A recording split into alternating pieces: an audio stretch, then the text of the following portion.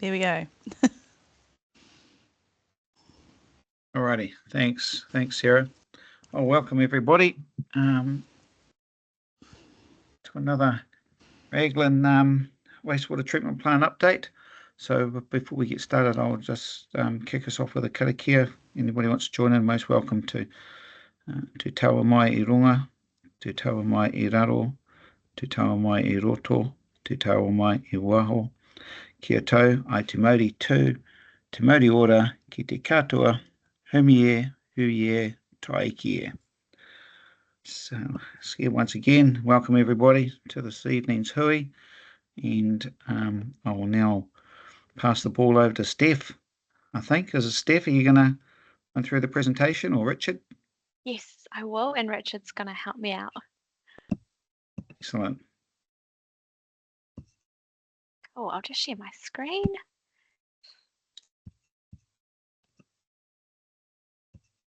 Can everyone see that? Yep. Cool. So this is actually a really recent photo of the progress of the MBR build. So this was taken last week.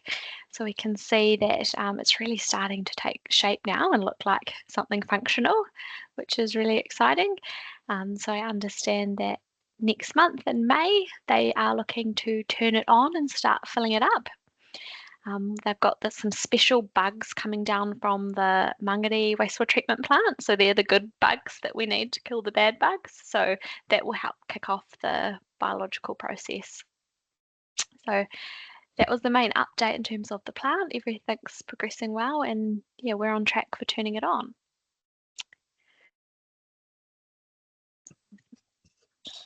So last time we caught up, we were doing a hydrodynamic modelling assessment. So that assessment has now been completed, and we were also doing some permeability testing of the sand dunes so that we could get a better understanding of how the discharge will behave as it does get to the bottom of the gully and through the dune system.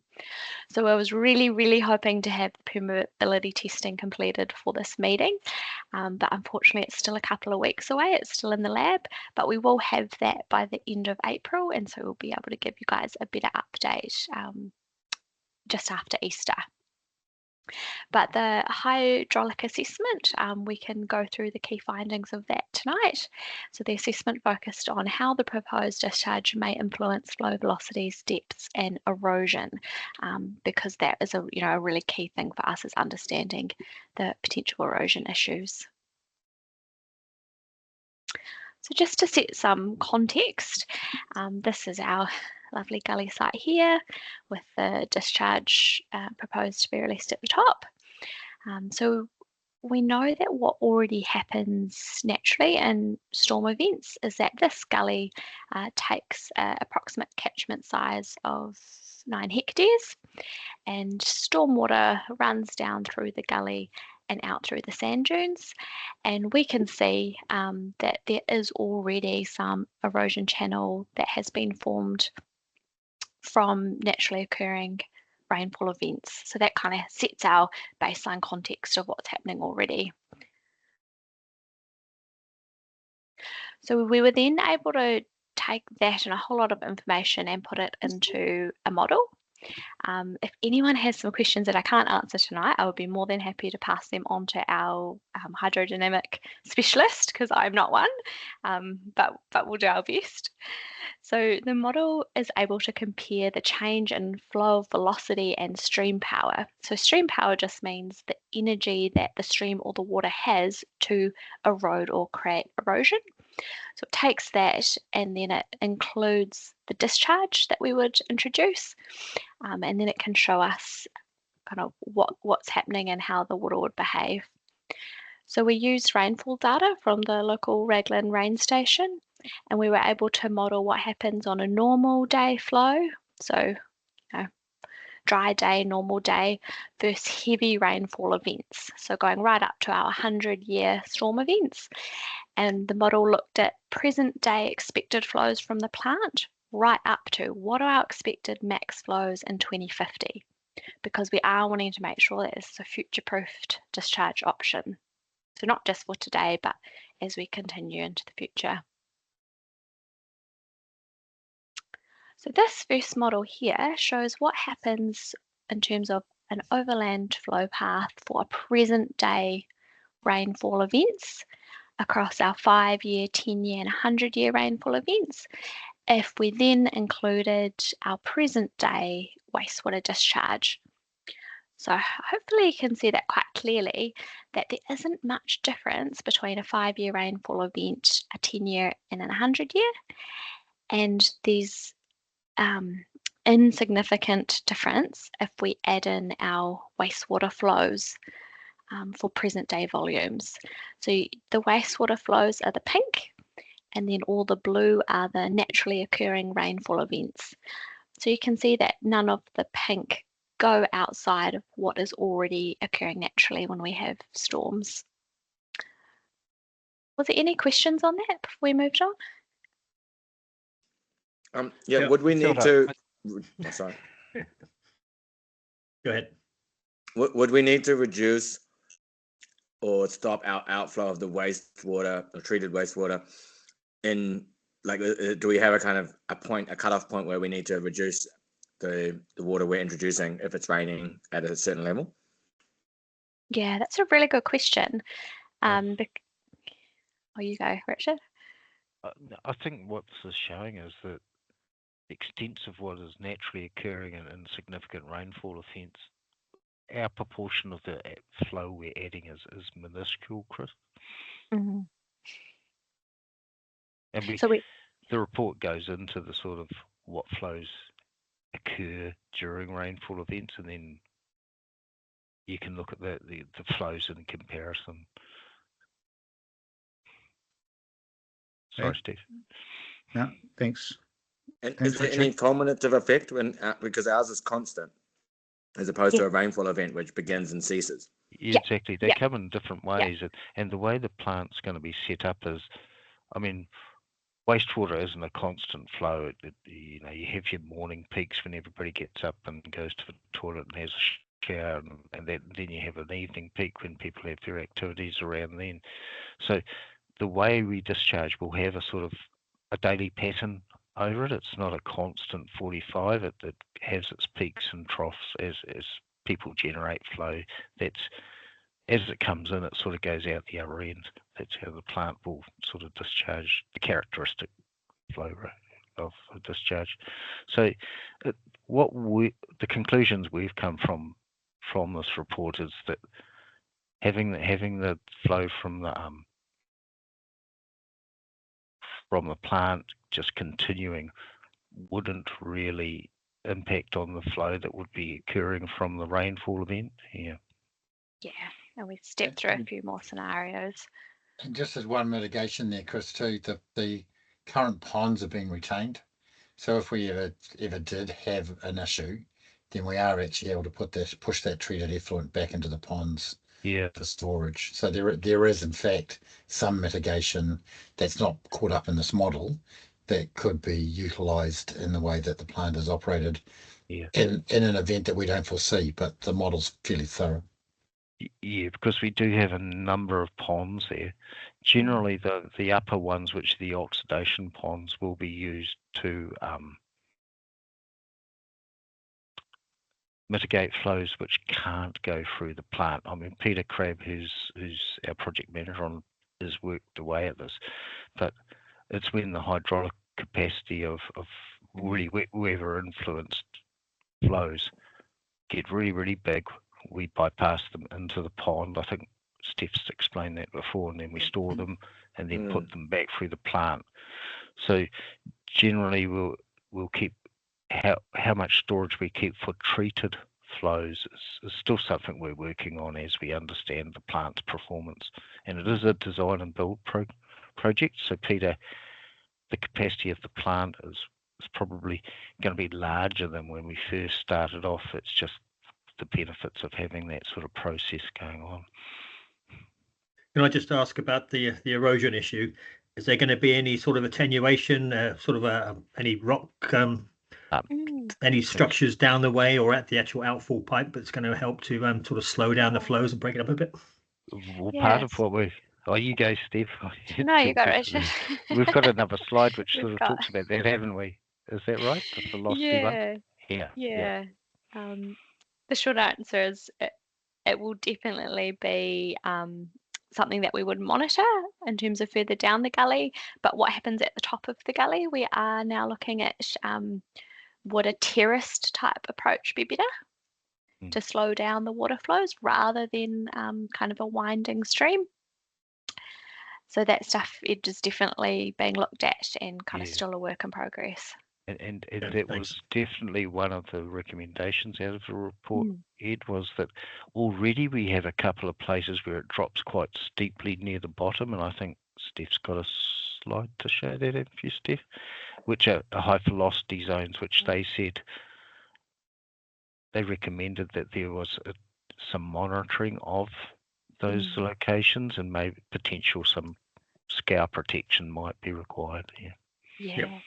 There's a main one is just down here, kind of as we get out of the gully and more into the dune environment. And if you walk it, it's quite steep. Me and Rich have jumped down there. It's an adventurous walk. Yes. No, excellent. Chris, just checking Chris's the response there. All okay? No, that sounds good. And then Steph, my next question was about monitoring, and then she answered it before I could ask it. Okay, cool. We do have another question though. Go ahead. Anihira? Kia ora. Hey, I was just interested, from what I can see, it looks like the flow all pools at the bottom of the dunes there. I was just wondering what, if you were to take a bigger screenshot, how that impacts the flow of the, once it enters the dunes and permeates through the sand into the waterway, what the flow impact is there. The flows, those ponds are there probably because the modeler assumed a certain permeability, and that's the sort of next step we're looking at is what happens down there, because when you walk in there, there are those natural clearing terrain hollows in there, and that where the pink is at the bottom. So that is a false sort of thing in the model. It's not where our next step is to understand the permeability of those sands and how that would behave. But that it won't behave like that. Generally, it wouldn't be ponding. It would have already gone straight into the sand, is what we're hoping. Oh, what I was referring to is underneath the sand, there must be some sort of rock or clay base, because we get a lot of freshwater flow through the sand entering the ocean that will come out around the below the high water mark. And so I'm interested, when we have these flows, what the impact of the additional or your color coding there, what the impact is of that water flow entering into the ocean. Yeah, that's have you guys exactly modeled that? That's exactly what we've got the next phase of the geotech to look at is the ability of the dunes to take up that water and how it flows. You're right. At the moment, you naturally see out there at times wet patches, don't you? Yeah. So they have taken some samples of all of the sand area, but unfortunately for tonight, we haven't finished that analysis. Yeah. But it is definitely being looked at, and the next step that will be then added onto the model to be, I guess, the final bit of information on the overall picture. Okay, so sorry, just to clarify, so you are going to be doing an analysis of the under sand flow that's going to be entering the ocean. Yeah, so we'll get the results of the testing of the sand to understand its permeability. We can then add that into the model to see how it would interact. Okay, I think we're talking on two different things there. I'm not talking about the permeability of the sand.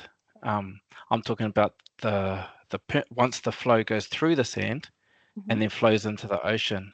If we add in this additional 45 litres per second, I'm interested to know, based on the current flow rate of water underneath the beach into the ocean, just below above the low water mark, what the impacts are on the beach.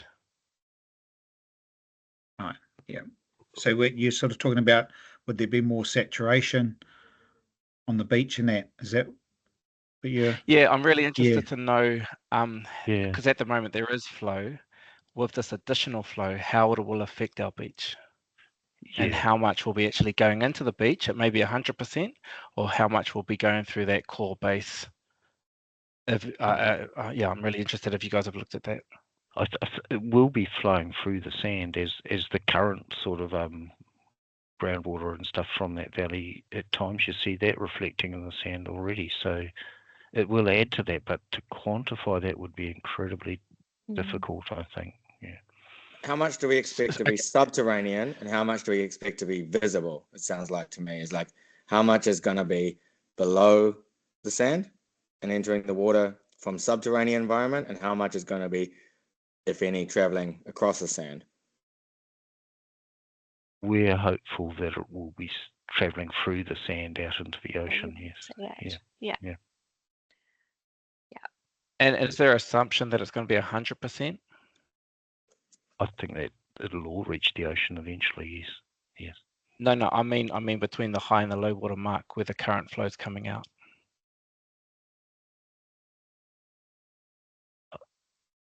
It sounds like the question is there going to be a little creek?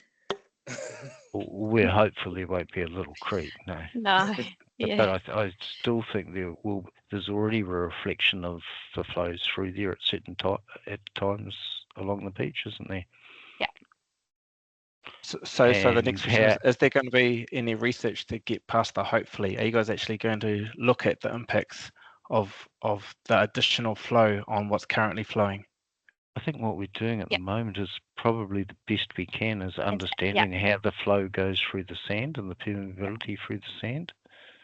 But I think if you think we'll ever come up with an exact answer, I mean, it varies at the moment depending on the time of year that reflection there, because the groundwater changes, and we will be adding to that. And that's the. Yeah, really the only way to properly test it would be to suck up a heap of water and actually run water down there for an extended period of time. I think probably also to get back to Manihira's questions, and that is maybe when we're talking, when you're talking to these people that are doing these reports and testing for us, is just to probably ask that question a bit more in depth as well, and just maybe understand whether, because if it's flowing underneath and it's not so visible, but did they think any visible an increase in visibility there would be added? It probably would help. Commentary around that, but absolutely, it's been something which we've been very aware of. Okay. Yep. Would it be possible to do a 45-litre dye test through there? Just say, dye some water to get through at 45 litres per second, and then see if it pops out anywhere.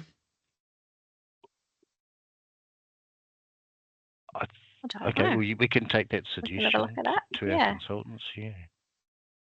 Is my understanding of this map right, that it already goes over the beach at 5-year and 10-year flood events?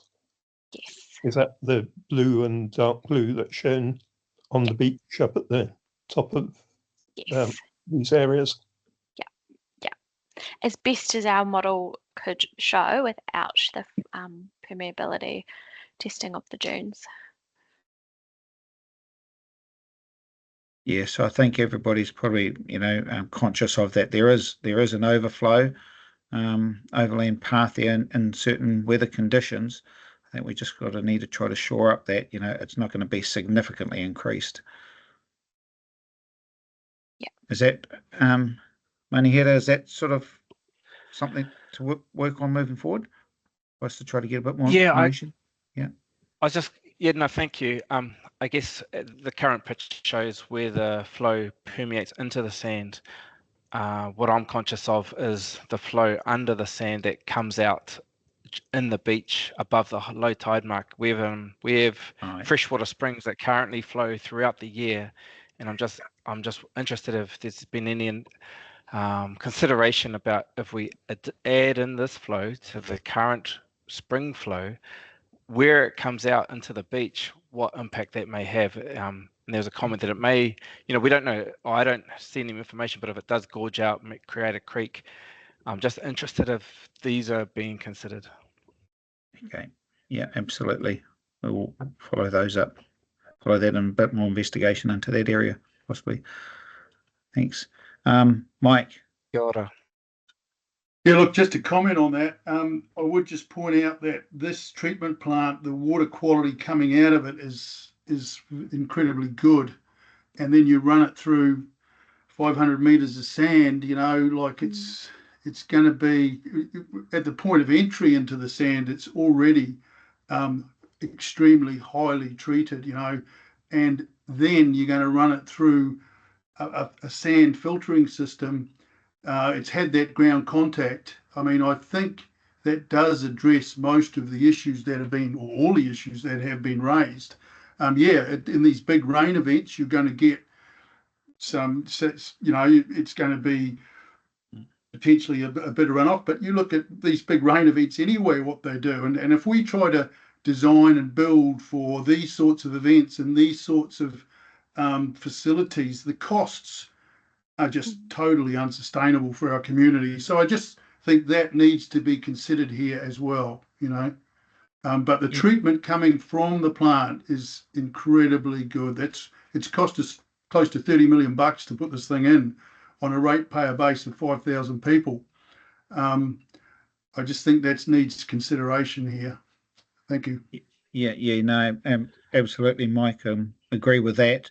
I just think, if we can, any upfront information about what it could possibly be like going forward is just good information for the community and that. But yeah, I think the quality of the plant that's being built is world class. So and the discharge is of the highest quality too. So absolutely. Lisa. Oh, kia ora, thank you. Thanks for everyone's thoughts. I think also over and above the quality of the water that's discharged there, I think it's more about the impact that it'll have on the beach and itself and the environment of what is happening to the foreshore. In that context, so us being really mindful of, we know that the water quality will be treated to a much higher standard and then going through the filtering of the sand.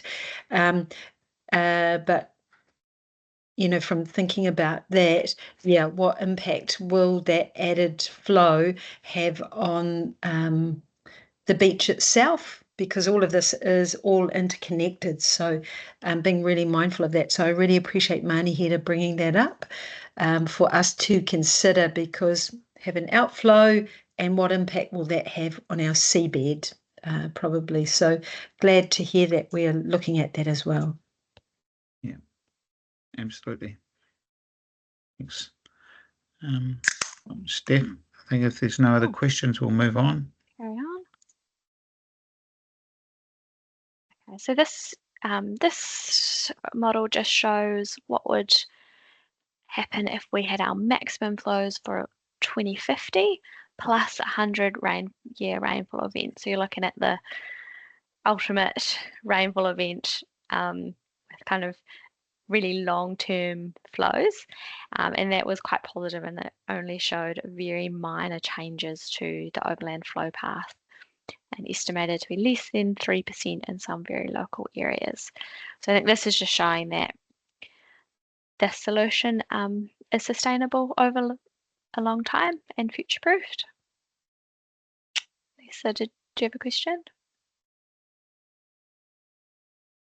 2050 is only really 25 years away, so it's actually not that far away. So I like to think that would we, in the not too distant future, look at what 2075 and, like 100 years from now might look like, given, the community will grow. So it's probably just something that I'd like to just put there for now. Because 2050 isn't that far away. It's only 1 or 2 generations. So probably even the bigger picture thinking in this context would be good for future planning. Right. Okay, so looking out even further, yeah, it is tricky because we're probably expecting different types of technology changes in that time frame. But yeah, we can see if we get some 2070 data to run it through. Chris. Just remind me again, so how long do we retain the existing ocean outfall as backup for basically unknown things happening in this release environment? At the moment, we're looking at retaining a contingency outfall for a 10-year consent duration, but sooner than that, we would review it and review the need for it. Cool. So that does give us some decent amount of time to really test the flows, and we'll have some major rainfall events in that period, and we'll be able to see what's happening. And if it's going really badly, we can, take action. It's certainly Te Kapoa's intention that they would like to see the ocean outfall redundant a lot sooner than that. Yeah. So there is a discussion in terms of what iwi would like in relation to existing infrastructure and its redundancy versus this new concept. So I think there's still more discussion to occur in that space. So where Steph has taken a technical view in terms of what we think we should do over a 10-year period, it doesn't necessarily align with what iwi are wanting. So we still need to make sure that we get a landing there that satisfies all parties. But I'm assuming everybody wants to see this work successfully before we, close off something, because we're not going to if something untoward happens in this new environment, at the end of the day, everybody is solely focused on looking after the environment we live in. This is our home. So, I'm sure that all parties would think, let's get this working, test it, and then turn off other options. I think probably, if I might jump in there, Keith, Chris, that's probably what you might think, but 10 years is actually quite significant when the discharge pipe has already run for a significant amount of time, to a point that hapu have not been comfortable with. It's great that we're moving to this space, but I know, and I think Keith and the team know, that a 10-year contingency in this process to continue an option for an outfall into the moana directly over land that, hasn't been wanted, probably is not something that we could say that we're all in agreement with. So I think if we can move this to another option and stop the outfall into the water sooner rather than later, because 10 years is a long time, then we'll be looking at 2035. I don't think that will be palatable for hapu, actually, or for the landowners where the discharge pipe goes through. So I'm hoping for the best case scenario, but we can't make statements where we think we're all in alignment without work with hapu in the room to make those decisions with us. And just to add to that, Chris, I think you're right. Everybody's working towards the best for the environment, and everybody who lives, works, and plays here wants the right outcome. I think it'll be more about how we structure the consent and having the right milestones in place at the right time to enable movement and to enable parts of the infrastructure to become redundant when those milestones are reached. So it'll probably be less about what the time looks like, but the proving point of the gully and the discharge and the wastewater treatment plant for us to then treat that as a trigger point to make additional change along the route of that consent. Okay. Yeah, and do we have contingencies? Have we planned for worst case scenarios? We've done all this modeling, we start to put the 45 litres a second and it turns into the Nile Delta. Then what? Yep, so that's part of that consent and action and milestone. So there are contingencies there, and it's trigger points within the consent. We're going to do as much modelling as we can to have as much faith in this in this option as we possibly can. Nobody will know at the point until we run water in it that the modelling is in fact 100% right and it's working exactly the way we want it. But with the best brains in the room working on it and providing the scientific review, then there's no reason why it shouldn't work. But we do have to have those contingencies. As I say, from a consenting perspective, we'd like to put in milestones and trigger points to enable those contingencies, if they're not needed, to be removed earlier. That sounds wise. Cool. Nice. Thanks. Mike? Yeah, so just following up on that, like this is another option that's been looked at after several others have been investigated, and effluent fields and buying farmland, and some of them were looking at costing up 40 million plus, pumping it out to where it could be used possibly on land. But this is just the latest option, and to me it looks like a really good one. But if for some reason it's compromised like the others, then we just have to keep plugging away till we find one that works. But this one, look, I've got an engineering background. This is the best one I've seen to date. I don't think you're going to have any trouble with overland flow because it's sandy soils. I think it'll work, but we need to test it, And if there's problems, then we're back to the drawing board, and we just got to find an option, one that's affordable and two that works. This is the best one I've seen. Yeah, I agree completely. I'm just being devil's advocate. Yep. Yeah, no, that's good. That's good. This is what these HUIs are about, to just flush out any bits and pieces. And I think this team's been doing a fantastic job doing it, and the modelling's been great. But nobody thought that there'd be 2 meters of water on the motorway in Auckland when Cyclone Gabriel hit as well. So sometimes you can't engineer out of everything. But I think what we've been doing here is, man, we're trying to cover off every base we can. And as Keith said, those the consent conditions will actually keep us, keep our hand to the fire, so to speak. Yeah. And just bearing in mind as well is when we get the consent and the clock starts ticking, I guess, and up to consent expiry, we still need to then construct this outfall. And the funding is currently in the LTP for 2027-28. That maybe we can bring that forward, which would be awesome, but we still need about 18 months to construct it. So, there will be a little bit of time before we can get this up and running, and then we can test it. So, yeah, we do need to give ourselves, a little bit of time in those consent timeframes. Excellent. All I think right. we've got one more.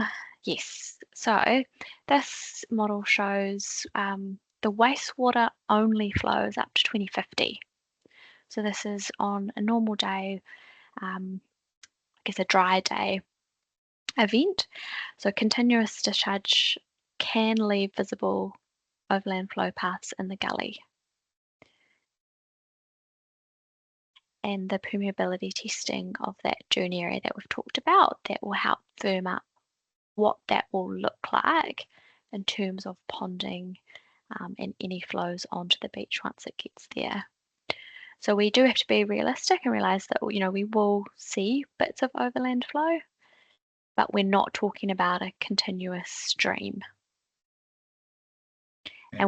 And we know from all the site investigations that this already naturally occurs anyway, with the groundwater and stormwater flows. We already see little springs popping up as we go down the gully. So the summary of the key findings from the report is that it indicates continuous flows from the wastewater may form a visible flow path, but it's not likely to create a permanent channel or significantly alter the gully's morphology. So flows will be noticeable in dry weather conditions. However, rainfall events or our stormwater runoff will heavily dominate those flow paths. And the model also shows that the minor increases in velocity and stream power from the wastewater flows will not pose a risk to erosion or continual degradation of the channel. So it was a really positive key finding, because it was something that we needed to make sure we weren't going to have the gully collapsing on us, and it was brought up at the community meeting, some concerns around that. In saying that though, we would still absolutely have monitoring conditions, and we would also incorporate into the design of the outfall types of good engineering to slow down that velocity as it comes out.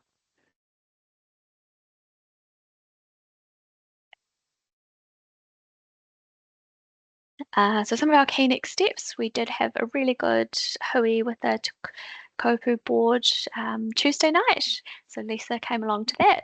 So they own the, they help manage the Māori land at the northern end of Wainui Reserve.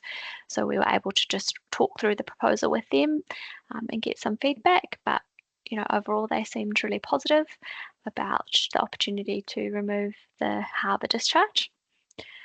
We have a meeting planned with the Wainui Reserve Development Working Group for next Tuesday.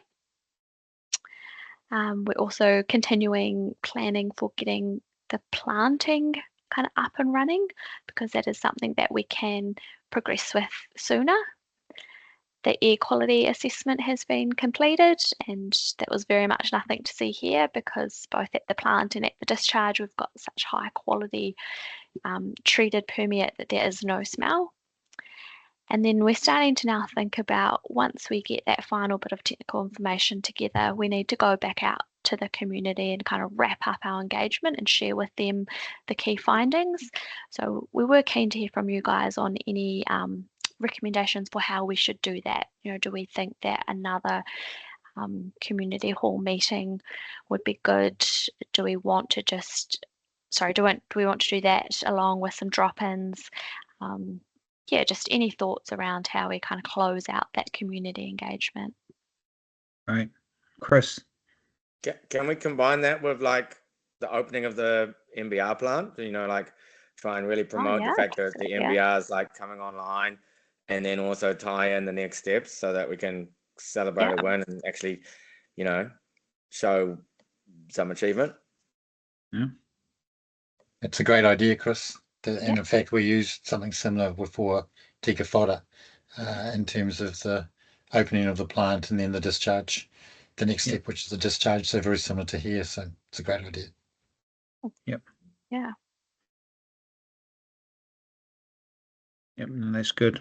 Good idea. So when are we expecting that online? Like online, not just water running through it, but fully online.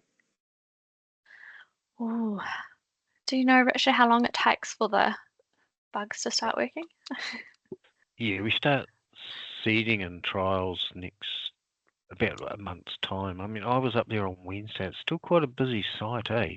Pete's confident, but let's see what happens. So it's pretty hard to say, Chris, when that. I think it'll be at least 2 months away before we'd want to have an opening. To be fair, I think late June, early July, I think is a good time to target. Okay, cool. Is there going to be a tap so we can all have a glass of water and see how clean it is? You can be at the front of the queue. Yeah. There's a tap. There's because the permeate does get used around the plant. Yeah. For purposes, so we have taps there. You can take some home, Chris. Richard had here the last time he drank from the tap. It's just to shut a few people up online. No. Look, it'd be good. Like when when we've gone up to Te Whara and people that have had, when we've had those visits from community and the likes, it's unbelievable the clarity of the water that comes out, and the majority of us that haven't seen any of that sort of just think of dirty brown water from the old ponds that we've all seen in the past. So I mean that is a great education piece, just seeing the water, the discharge coming out. So I think Steph is probably when those times come, is just working with Lisa and the community board, the Raglan community board on a place, time, etc. But end of June, early July sounds a pretty good time. And so I'll just go, Manihira, did you have a question? Oh yeah, kia ora, thank you. Am I able to get a sheet that shows what goes into the wastewater plant and what comes out? I'm just mindful of, we have a lot of drugs that go into our wastewater system, and I'm interested to know what drugs are coming out in that discharge. Is that something that I can get? We don't test for it specifically. So generally our testing is around our consent and compliance obligations. So understanding endocrine disruptors, chemical compounds and the like, that's not part of our normal testing. Okay, because it appears that we're going a lot on the visual aspect of the discharge, but obviously the actual chemical makeup of the discharge is quite significant onto the beach. So was that something you'll be able to provide? We can provide it in terms of the standard nutrient removal that we deal with. Anything over and above that, we don't test for it, so we can't talk about it. But generally in consenting, we're talking about reduction in nitrogen, reduction in phosphorus, reduction in suspended solids, UV and E. coli. So they're the main parameters, because they're the bits that influence on the environment generally as a whole. But whether we've got methamphetamines or similar within the water, it's not something that we generally test for.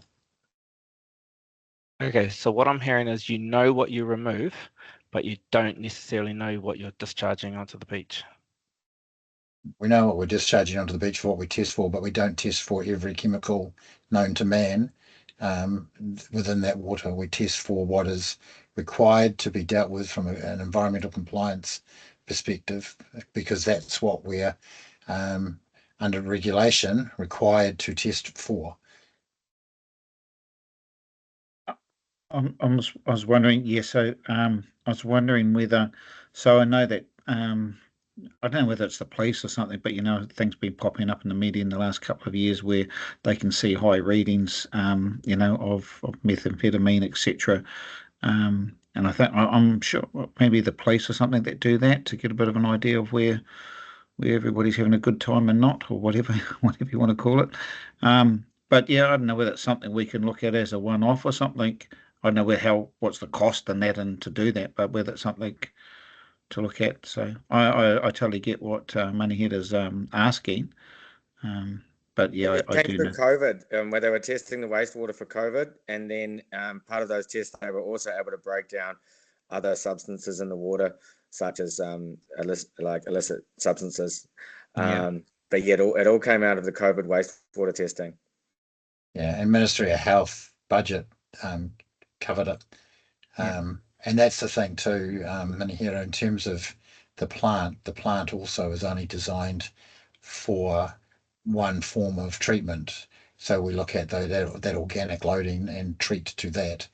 The plant isn't designed to capture or reduce any of the other chemical compounds that run through the human body. None of the wastewater treatment plants in our region have that sort of monitoring built into their consents. I know it does go on, and it's done, like you say, if the Ministry of Health and the police are interested, they take the samples. I think Hamilton gets sampled for different drugs. Hamilton does have to sample for endocrine disruptors and forever chemicals and things like that, but it's only like a once every 5 years. They take a suite of samples and do a report for us, but it's certainly not a consent requirement for the drug side of things now. Okay.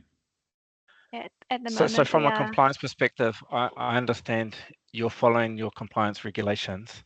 From my perspective, if I was discharging something onto the beach, I'd like to know what I'm actually discharging and what impact those chemicals are going to have as they enter the waterways, as they enter the beach. Yeah, I suppose just moving forward, I suppose we can't answer that here right now, but something moving forward, it's something that we can maybe, I don't know, look at it. Like, I don't know the cost of doing all of that or anything like that, but I know it shouldn't be just down to cost, but Well, we can't. It has- It's clear that we can't ask a ratepayer to pay for testing that they're not obliged to undertake. The council doesn't have its own money; it uses ratepayer money, and so everything that we deal with has to stand up to audit. And in terms of compliance, it is just that it's meeting the outcome of compliance and measuring for compliance, the same as when we plan and build a wastewater treatment plant. It's to build to the environmental standards that we have to try and meet too. So I hear it. I'm just not sure it's in our realm of capability. But we'll go and test. We'll go and see what the pricing is. But it may be that it's outside of our capability. There is some international studies that make precedent, especially with antibiotics and specific stuff to do with women's reproductive, especially when it comes to stream discharge or river discharge. So I'm sure your people in wastewater might have access to some of those studies and then look at the dilution rates based on the population. And I think that the larger volume of seawater, it will be interesting. I just wanted to add, I'm not raising this to try and create an issue. I'm actually raising this because where the current pipe is, we have had members of our whānau playing in the sand, get infections, I don't know how, but get infections and end up in hospital. And so whether you can relate it to the pipe that's currently there or not, I don't know.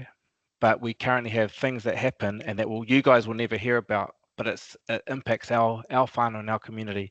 And so I'm quite mindful of, now that this flow isn't actually going to go directly into the water, it's actually going to permeate through the sand. It's something I'm more conscious of as we have users in that area. And so I would like to know what chemicals are actually going to be on that beach. Yeah. Okay, I think what we can do is like good questions, good comments. I think it's something we need to just not put to the side, but something we can look on how we can assist and help understand that going forward, and going back to Keith's thing of what we can do as a council and what we can't do. But we can definitely look at it, because I think everybody totally understands where you're coming from with that piece there. Mm-hmm.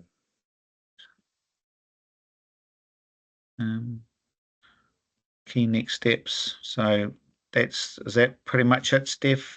Yep, that's all from me. So, yep. Okay. No, thanks. So so we're talking about the engagement with the community, maybe in June, July or something. So that's something, as I said, maybe work with the community board and with Lisa in that space. And look, it's good, each time we're getting a little bit to the next step, and we're just making some good gains here. So I think we've been, not we, I haven't, but all of you guys have been doing a lot of good work here. So just thank you, Steph, Richard and Keith, and also for providing that information. And also Ed from regional, chipping in and telling us where it's at around that consenting type of process. So very informative, very good. And we will see everybody at the next at our next online hui.